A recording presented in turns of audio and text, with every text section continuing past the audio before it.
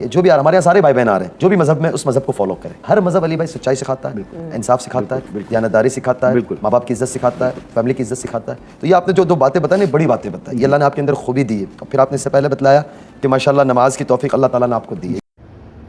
अस्सलाम वालेकुम वरहमतुल्लाहि बरकातहू। उम्मीद है आप सब खैरियत से होंगे। मैं भी अल्हम्दुलिल्लाह अल्लाह का लाख लाख शुक्र एहसान खैरियत से हूँ। आज इंशाअल्लाह जिस वीडियो का रिएक्शन देने आ रहे हैं दोस्तों, सना खान इनके चैनल का नाम है और इनके चैनल का लिंक मैं डिस्क्रिप्शन बॉक्स में दे दूँगा।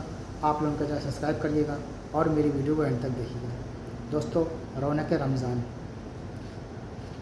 और आज स्टूडियो में आए हैं अली भाई। दोस्तों, अली भाई को कौन नहीं जानता है, बड़े पॉपुलर इंसान है, अच्छे इंसान है, नेक इंसान है। तो आज स्टूडियो में सना खान के वो आए हैं और उनके हस्बैंड मुफ्ती अनस साहब और सना खान। आइए हम तीनों की गुफ्तगू सुनते हैं दोस्तों इस वीडियो के ज़रिए से, क्योंकि रमज़ान शरीफ का महीना चल रहा है और तमाम बातें सिर्फ रमज़ान के टॉपिक पर इंशाल्लाह होंगी। तो वीडियो अच्छी लगा कर दोस्तों तो उसको शेयर किया करिए और लाइक किया करिए, ताकि हमारी मेहनत भी शुरुआत हो जाए और हमें हौसला मिले, तो हमें भी लगे कि आप हमारी वीडियो अच्छी लगी, देख रहे हैं, उसको शेयर कर रहे हैं। और तो चलिए पहले आप लोग पूरी वीडियो देखते हैं इंशाल्लाह, फिर बात करते हैं आपसे।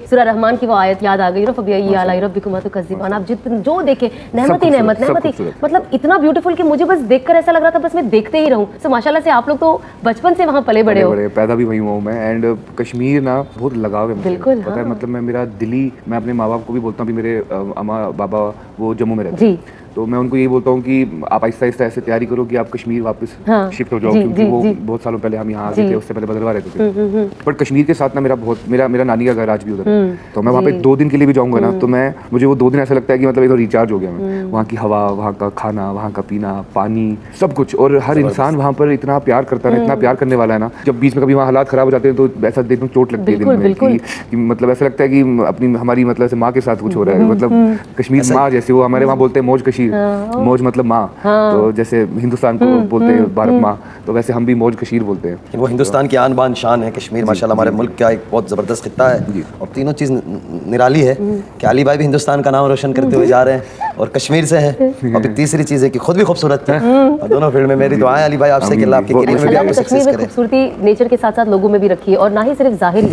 बट इवन उनका दिल। बिकॉज जब हम पहली बार कश्मीर गए, हम सिर्फ जो भी सुनते थे, एक पूरा सोशल मीडिया पे कभी गए नहीं थे तो पता नहीं था, बट जब हम वहाँ गए, आप लोगों की जो हॉस्पिटैलिटी होती है, वो लोगों को बहुत शौक मिलता है। मुझे हाथ पैर पकड़ के बोलना पड़ा, प्लीज मुझे स्पेशल मत ट्रीट करो। देखिए, आप गए, आप तो फिर भी आप तो मतलब भाई आपके साथ हैं, तो आप तो दिखते ही दूर से आप मुसलमान दिखते हैं, तो आपके लिए वहाँ प्यार है। बट आप ये चीज़ नोटिस करना, पहले लोगों को बहुत डाउट रहता है कि यहाँ से ना, जब भी कोई कश्मीर जाता है ना, मुझसे पूछता है भाई सब ठीक है, हालात ठीक है, जाए कि नहीं जाए। एंड जब वो एक बार जाते हैं ना, फिर उसके बाद वो आके एक डिफरेंट ही सोच होती है, क्योंकि वहाँ पे कभी इंसान आपसे आपको धर्म पूछेगा ही नहीं। कश्मीरी आपको इतना प्यार देगा, वो कभी नहीं पूछेगा आपका नाम क्या है। तो ऐसा लोगों के दिमाग में बहुत अजीब सी चीज़ है, लेकिन वहाँ पर इंसान जो उनकी अपनी जंग थी, पहले वो अपनी जंग थी उनकी, बट उनका कभी किसी के साथ, किसी इंसान के साथ कुछ लेना देना नहीं। मेरा एक दोस्त था, वो जब वहाँ पे तूफान आ गया था, बहुत सैलाब आ गया था और पूरा कश्मीर पानी में चला गया था 10 साल पहले। हाँ जी, तो मेरा एक दोस्त वहाँ फंस गया था और वो वहाँ घूमने गए हुए थे बहुत टाइम पहले, तो वो एक घर में रह रहे थे, तो वहाँ फंस गए। तो जब तक वो पूरा पानी हो गया, एयरपोर्ट बंद हो गया, वो फंस गए। कश्मीर के लोगों ने सबसे पहले जितने टूरिस्ट थे उनको निकालने की कोशिश की, अपने लोगों से पहले, कि पहले हम इनको किसी तरह निकाल के एयरपोर्ट छोड़ें। तो वो जब आया तो वो फ़ोन पे इतना बोलता, मेरे को आंसू आ रहे देख के। तो हम लोग तो सोचते थे कि पता नहीं यहाँ क्या होगा, लोग हमारे साथ कैसा ट्रीट करेंगे, बट यहाँ के लोग तो हमें इतना प्यार दे रहे हैं। मैंने बोला ये साइड अगर कश्मीर की दिखाने लग जाए ना, तो फिर कश्मीर को लोग दूसरी नजर से देखने लग जाएंगे, और वहाँ पैर रखने की जगह नहीं होगी। हाँ जी, आधे लोग, बट ये सच्चाई ना बहुत कम लोग दिखाते हैं। अभी ये व्लॉगर्स आने लग गए हैं, सोशल मीडिया है, तो लोगों को समझ आ रहा है। उससे पहले सबको लगता था कि शायद वहाँ जो बम फटेगा ये पता नहीं, हमें आईडी दिखा, जो मैं भी पहली बार गई थी, मैं अपना आईडी वाईडी सब मैंने कहा, कुछ नहीं और मैंने कहा कुछ भी नहीं है, सिक्योरिटी जो उनका होना भी चाहिए वो है। वो हमारे मुल्क की, मैंने जैसे कहा, हमारे मुल्क की एक शान है सर, वही है। और माशाल्लाह डेवलप भी हो रहा है काफी, हमारी गवर्नमेंट काफी उसको डेवलप भी कर रही है, ट्रेन वगैरह भी शुरू कर रहे हैं, सफर आसान हो जाएगा। क्वीन का जो ताज होता है ना, उसका ध्यान रखने के लिए सिक्योरिटी चाहिए, तो कश्मीर हिंदुस्तान का ताज है, उसका ध्यान रखने के लिए सिक्योरिटी भी चाहिए। मुझे ये जानना है अली भाई के, आपका जो रमजान है वो कैसे डिफरेंट है कंपेयर टू जब आप आपके घर रहते थे और जब यहाँ रहते थे, क्या डिफरेंस है? देखिए, डिफरेंस तो बहुत है, क्योंकि घर का रमज़ान का मुकाबला ही नहीं है। मम्मी के हाथ का खाना, शाम को बैठना, जो माहौल रमज़ान में हमारे घरों में होता है वो बहुत अलग होता है।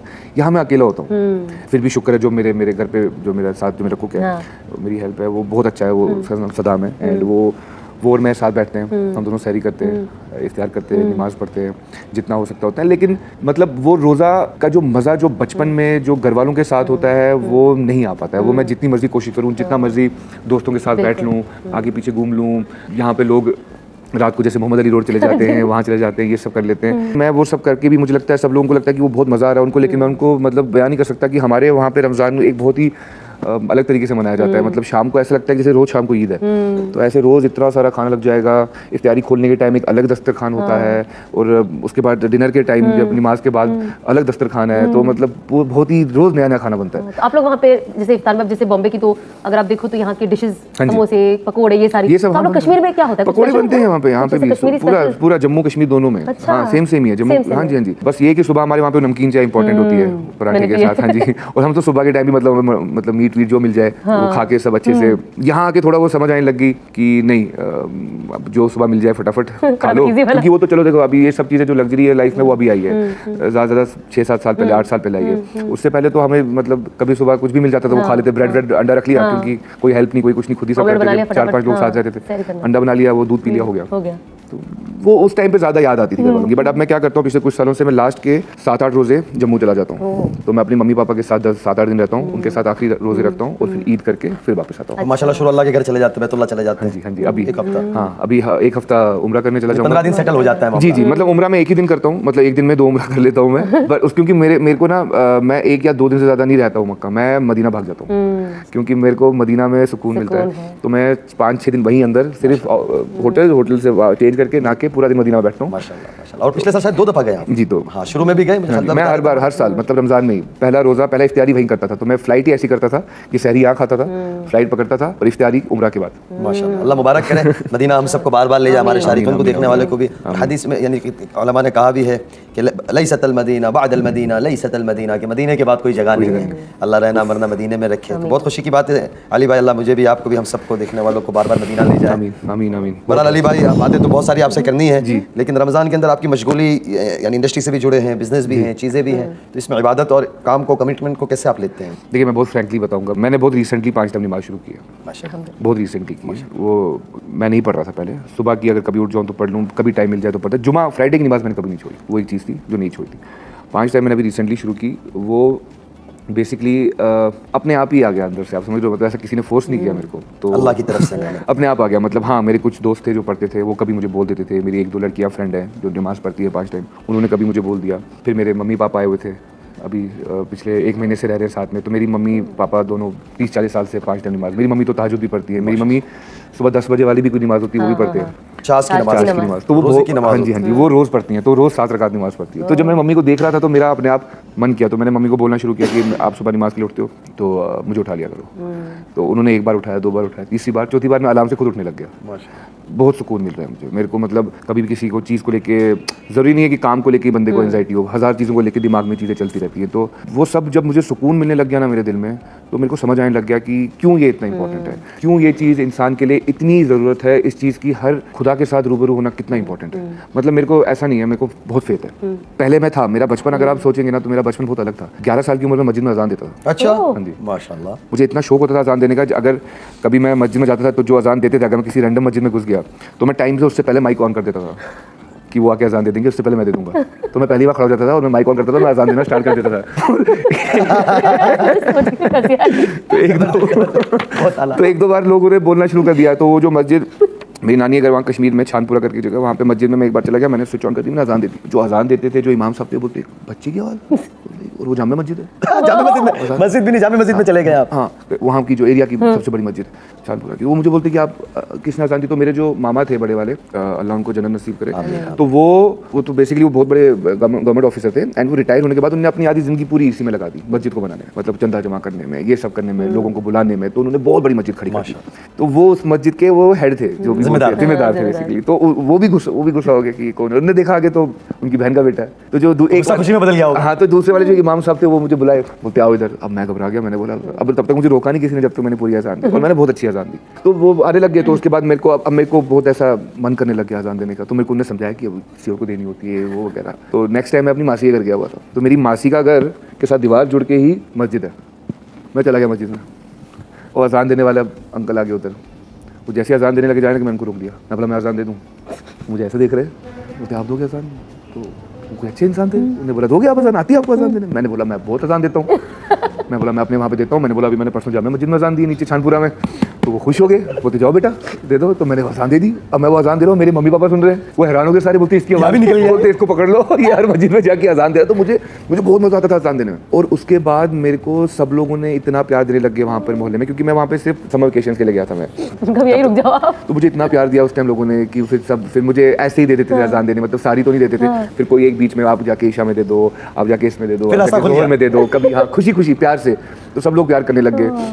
वो बचपन हुआ, फिर बीच में आगे पीछे इंसान वो सब जो ऊपर ने लिखा होता है, अल्लाह ताला ने मुकद्दर में चीज़ें लिख दी होती है। बट वो है भाई फेथ, अल्लाह का वो पूरा ईमान दिल में है, वो जाता नहीं है। देखिए माफ करना अल्लाह के हाथ में, वो आपको भी नहीं पता है वो कब माफी मांगे। मैं तो हर नमाज के बाद 100-200 बार तो बस पढ़ लेता हूँ। मैं तो यही सोचता हूँ कि हर नमाज के बाद वो पढ़ लेता हूँ। और उसके बाद हर साल अपना उम्रा, मैं तो मतलब ये रमजान का 1 महीना मैं ऐसा रहता हूँ, मुझे ऐसा लगता है कि अल्लाह मेरे 9 महीने बोलेगा कोई बात नहीं बेटा 11 महीने 2 महीने कम हो गए, क्योंकि तो बेसिकली मेरा रमजान से 1 महीना में लग जाता है, सुधर जाता हूँ। और रमजान के 1 महीने बाद वाला भी मैं सुधरा होता हूँ। तो मेरा हमेशा से ये रहा है, मेरे ये 3 महीने बहुत क्लीन होते हैं और बहुत साफ, बिल्कुल मतलब खुश। अली भाई मजा आ रहा है कुछ भी मेरे भाई, मजा आ रहा है आपके साथ। सीधा जो बोलना है सीधा बोलो। लेकिन आपने 2 बातें बतलाई अली भाई, इसमें एक बहुत बड़ा पैगाम छुपा हुआ है। एक आदमी गलती करता है तो गलती हो जाती है, नादानी में हो जाती है, जान कर अनजान की हो जाती है, लेकिन अल्लाह ने तौबा का दरवाजा रखा है।